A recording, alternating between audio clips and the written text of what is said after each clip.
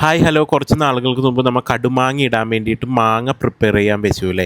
അപ്പോൾ അതിനകത്ത് നല്ലപോലെ വെള്ളമൊക്കെ ഊറി മാങ്ങ നല്ലപോലെ ചുങ്ങിയിട്ടുണ്ട്. 2 കുപ്പി ഇട്ടതാണ്. അതിപ്പോൾ ഒരു കുപ്പിയുടെ പാതിയോളമൊക്കെ ആയി. പിന്നെ ആദ്യം നമുക്ക് അതിനകത്തുനിന്ന് വെള്ളം ഊറ്റി മാറ്റാം.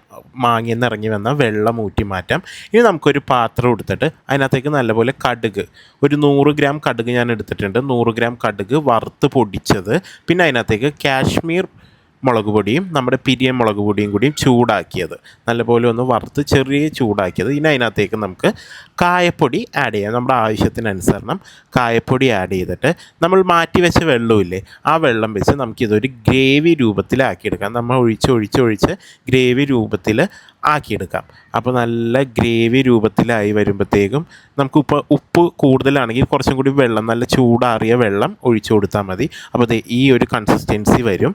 ആ കൺസിസ്റ്റൻസിയിലേക്ക് നമുക്ക് നമ്മുടെ മാങ്ങ എല്ലാം അതിനകത്തേക്ക് തട്ടിയിടാം.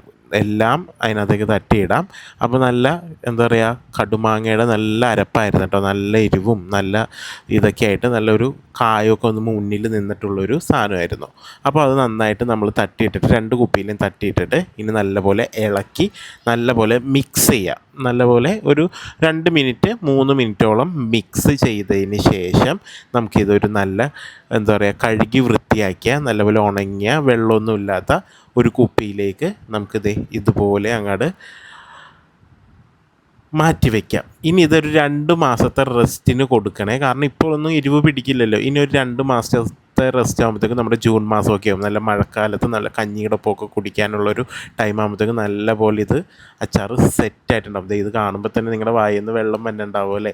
ഇനി ഇതൊന്ന് കേടാവാണ്ടിരിക്കാൻ വേണ്ടി നമുക്ക് നല്ലെണ്ണ നല്ലപോലെ കാച്ചിയിട്ട് ഒരു തുണിയിൽ എടുത്തിട്ട് അത് നമുക്ക് അതിൻ്റെ പൊക്കത്ത് വെച്ച് കൊടുക്കാം. അപ്പോൾ നമ്മുടെ പൂപ്പലും ഇതൊന്നും വരില്ല. ഇനി നന്നായിട്ട് എയർ ടൈറ്റാക്കിയിട്ട് അടച്ച് വയ്ക്കുക.